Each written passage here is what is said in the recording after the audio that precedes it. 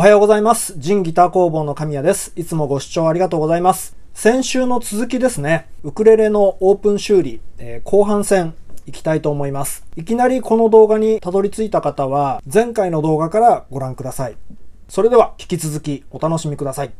この中央の継を接着する方法を今考えてたんですけれど、昔アコースティックギターを制作していた時にバックブレーシングを接着するための当て木ですね。これがちょうどこの丸みとほとんど一緒なので、これを下に敷いてこういう形で接着したいと思います。両側から押さえつけるための当て木作りですね。これはコルクを一応貼ってます。まずこのようにタイトボンドを塗布します。多少反らしてあげたりすると隙間ができますので、このケースはですよ、シックネスゲージですね。そういったものを使って隙間に接着剤を塗布します。で、あとこうやって指でこすりつけていって、とにかく入念に隙間に接着剤を塗布します。で、あと濡れタオルでこうやって拭けば綺麗になりますので、どっちにしろね、塗装はリフィニッシュしてしまうので、多少汚れても今回の場合は構わないんですけれど、同じく裏側からもタイトボンドを塗布します。接着剤が乾かないうちに急いでセッティングです。セットして上から押さえつけます。裏板が左右で接着剤の部分で、ずれないようにですね。先ほど作った当て木を旗金でこのように軽く両側から押さえつけると。完全に乾燥するのを待ちます。でこれ一晩経ったところですね。完全に密着して接着することができました。はい。で次はペーパー掛けです。接着剤の残りカスとかそういったものがやっぱりついてますので、サンドペーパーで落としていきます。で特にライニング剤との接着の部分ですね。ここですね。こういった部分っていうのは、接着剤の残りカスが結構付着してるので、綺麗に取り除いていきます。はい。では、画鋲を使った位置決めの方法ですね。ごく一般的な画鋲を適当なところに2箇所刺します。食い切りを使ってほんの少し頭を出っ張らした状態でカットします。ブレーシングを接着する時の支えですね。これもクランプっていうのかな。かましておきます。画鋲の部分をグッと押さえるので、その下の支えの目的ですね。で、支えをしたら、このようにですね、バックブレーシングの位置がわかるようにマスキングテープをしてます。で、最初にネックブロックのところで位置決めをして、完全に固定してあげて、で、左右を確認して、グッと指で画鋲の部分を押さえつけてあげます。で、そうしますと、このように画鋲の跡がついてますよね。これでバックブレーシングを剥がしたとしても、また正確に同じ位置に接着することができます。はい。そして次は裏側のパッチですね。もともと最初ついていたやつはセンターの継を接着した後に剥がしちゃってます。接着面の表面も整えた状態ですね。もうこれ今からすぐ貼れる状態にまでしてあります。もう位置はこれは大雑把に、大体元の位置にあったところにつけてます。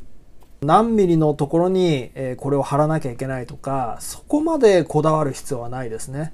で、このように貼り付けたら、つっかえ棒で押さえつけていきます。アコースティックギターの制作家の現場ではよく見かけるジグだと思いますけれど、非常に便利ですね。いろんなね、箇所が自由に圧着できるので、これでパッチも接着できました。で、次は、最初取れなかったバックブレーシングですね。同じく濡れタオルをあてがって、ハンダゴテでスチームで今外そうとしてます。これがね、結構強力だったんですよね。こういうのをやるときには焦っちゃダメですね。地道に何回もこういう風にスチームを当てて、徐々に、今もう動いてますよね。はい、これで取れました。で、2本ともこれが取れた状態ですね。トップ板のブレーシングとかいろいろチェックできますので、剥がれがないかとか、隙間がないかとか、入念にチェックしていきます。アコースティックギターの修理もそうなんですけれど、トップのブレーシングっていうのは接着されてるケースが多いですね。剥がれる割合が多いのはバックブレーシングの方が圧倒的に多いですね。マホガニーとかローズウッドに接着するよりかは、スプルースとスプルース、ブレーシング材っていうのはスプルース材でできてますから、同じ材同士馴染みやすいんだと思います。まあもちろんトップもね、ブレーシング剥がれてるケースっていうのはもう非常に多くありますけれど、その次はこういった古いウクレレとかの場合は、割と作りがアバウトなので、こういう隙間っていうのはよく見かけるんですよ。こういう隙間にはわざわざね、ここを一旦剥がして、それでもう一回接着するっていうことはしません。で、私の場合は、こういう風に完全にもう隙間ができてしまってる部分っていうのには、エポキシ樹脂を使います。木工用の接着剤っていうのは、木と木が圧着、密着していないと効果があまりないんですね。エポキシ樹脂っていうのは、隙間があっても全然問題ないんですよ。そこをエポキシ樹脂で充填してあげることによって、お互いを強固にくっつけることができますので、隙間が完全にエポキシ樹脂で満たされるまで充填していきます。この辺の考え方は多分人によって賛否両論だと思います。リペアマンによってはこんなね、エポキシ樹脂なんて使いやがってっていうように否定する考え方の方も多くいらっしゃると思います。ただ私は、こういう隙間をね、そのまま見逃しておくよりかは、こうやってエポキシ樹脂で補修してあげた方が、将来的にもいいんじゃないかなっていう考え方に基づいて、こういうふうにやってますね。もちろん、そうですね。でも、ここを一旦剥がすとなると、それこそ本当にバラバラにしなければいけないので、このライニング材まで全部剥がしてっていうのはめったにやらないですかね。あくまで私の場合はですね。はい、どんどん行きましょう。取り外したバックブレーシングの修正です。一旦邪魔な画鋲は取り外してしまいます。サンドペーパーで綺麗にしていきます。どっちがネック側なのかわからなくならないように、こうやって鉛筆で書いといた方がいいと思います。この後の作業の利便性のためですね。後で消しゴムで消せばいいことですから。これから接着面の部分を修正します。というのも、バックブレーシングの接着面が平面が出ていなかったんですよ。なので、最初の状態、冒頭でね、チェックした時には剥がれているように見えてるってことですね。で、ベルトサンダーでこのように削っていきます。必要最低限ですね。平面が出るまでです。次はバックブレーシングの接着です。さっき取り外した画鋲をもう一度差し込んで、頭を少しね、出っ張して、接着することによって、位置がピタッと合いますので、タイトボンドをつけて接着します。画鋲のおかげで位置がブレることはないので、安心して作業ができますね。で、これも実際の接着作業をする前に仮にクランプ掛けをしてみて、隙間がないかどうか、全部の部分が密着するかどうか、そういうのを確かめてから本番の接着作業です。ぶっつけ本番でやらないでくださいね。ぶっつけ本番でやると失敗します。次はライニング材の部分の接着面の修正ですね。ちゃんと当て木を使ってペーパー掛けしていきます。削る面をよく見て、どっちか片方を削りすぎないように気をつけながら作業してます。そうしないと裏板を接着した際に隙間ができちゃったりすることになるので、慎重に行う必要があります。ペーパー掛けできましたら、これアルコールですね。汚れを拭き取ってます。接着の方法。まず、ネックブロックとテールブロックを先に接着してしまいます。それで一晩乾かして、で、その後にその他の部分を接着していきます。一気に接着してしまうと、どうしてもずれて接着されてしまう確率が高いんですね。なので私の場合は分割して接着する方法をとってます。アコースティックギターの制作の段階ではこの裏板の部分っていうのは少し大きくできてるんですね。ですから多少前後に位置がずれようと後でその出っ張りを削るだけなのでそれほどシビアに位置決めをしなくても大丈夫なんですよ。で、ところがこういった修理の場合っていうのは側面の形と裏板の形っていうのは完全に合ってる状態ですから極力ぴったり合わせながら接着する必要があるんですね。そうしないと接着した後でズレが生じてしまった場合にはそこの部分を削って調整するかっていうことになってくるのであんまりね大幅なズレっていうのは絶対許されない部分なんですね。場合によっては位置がねぴったり合わない時とかってあるんですよ。でそういう場合には中にクランプをつっかえ棒をかましてでそれで工夫して接着するっていうようなこともあります。アコースティックギターの場合だと特にそういうケースが多いですね。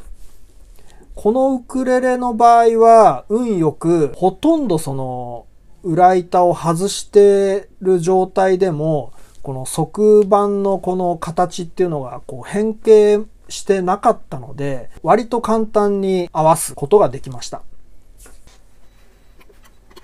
これ今何をやってるかっていうと手でいろいろ側板を押し込んだりしてみて形がぴったり合うかどうかチェックしてます。クランプの用意ですね。事前準備ですね。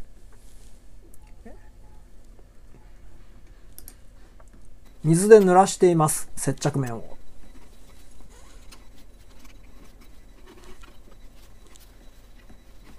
次に、タイトボンドをこのように塗布していって接着ですね。クランプできた段階で入念に調べてもしこの段階でズレが生じていたら極力そのズレを指で押し込むなりして修正してそれで接着します。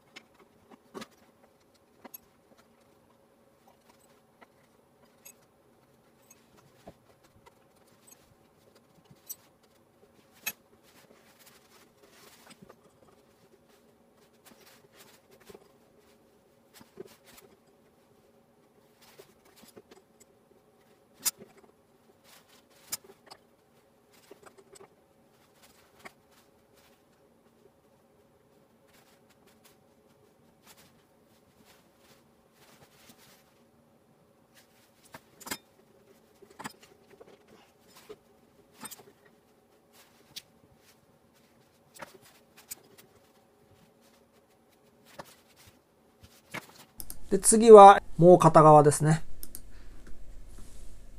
はい、これで、全周できたことになります。で、一晩経ったら、全部クランプを外します。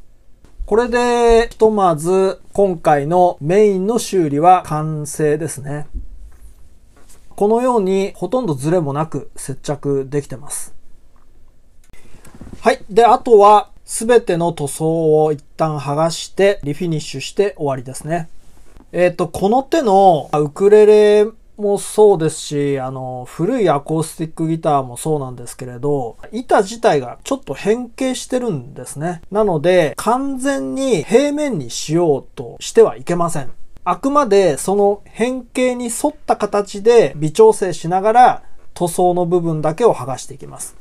後で直線のスケールとかで面に当ててみてデコボコだったとしてもそれはそれでそのまま OK とします。そうしないとこういう変形している楽器をわざわざ研磨してしまうとその分だけ板圧が薄くなってしまいますから臨機応変で削っていきます。で、これは今もう塗装直前の状態ですね。360番までペーパー掛けをしてアルコールで脱脂しているところです。ブリッジの部分とネックの部分、指板の部分にマスキングをしてサウンドホールの中、ボディの中には新聞紙を詰めておきます。で、いざ塗装ですね。最初はこれは有コートシーラーか。塗装に関してはまた機会がある時にご紹介したいと思います。これが完成した状態です。吹きっぱなしの状態なので、トップコートを何回か吹いた後に水研ぎをして表面を平らにしてから最後 2,3 回ですね、薄めたトップコートを吹いてます。ネックの部分の質感と合わすために艶ありのトップコートをだいたい8割で、残りの2割は艶消しのトップコートを混ぜてます。8対2ぐらいの割合で艶消しを混ぜてます。で、それで吹きっぱなしで仕上げることによってこういう風な質感になります。よく見ていただくと分かる通り、吹いただけで完成としてますので、表面のブツブツ感っていうのが出てますよね。で、本来であれば、この後に水研ぎをしてバフィングをかければ、テカテカっとした面になるんですけれど、そうしてしまうと、ボディの部分は新品みたいに見えてしまっておかしくなるので、あえてこういう風な仕上がりにしてあります。はい、いかがでしたでしょうか。こういった比較的大きな修理っていうのは、最初にも言いました通り、最初に頭の中でシミュレーションをして、作業の段取りを組むことが非常に大切です。行き当たりばったりでやってしまうと、後でね、困ったことになってしまうので、その段取りを組み立てるにしろ、やっぱり経験が必要ですね。こういうことをしたらこうなるだろうから、じゃあその次にこれを行おう。この作業はその後にしようとか、その前にしようとかっていう、そういう組み立てができますので、その辺はもう経験を積むしかないですね。前に話したかもしれないですけど、カマカとかっていうのは非常にアバウトな作りなんですよね。決して精度がいいとは言えないです。ただ、音はやっぱりいいんですよ。日本製のウクレレ、例えばアストリアスとか、すっごく精度がよくできていて、うわ、さすがだなっていうぐらい作りはいいんですね。ところが、こういったカマカとか、そういうものと比べてみると、サウンド的には、私はね、個人的にはカマカとかの方が好きですね。はい、いかがでしたでしょうか。よろしければ高評価ボタンとチャンネル登録お願いします。それでは。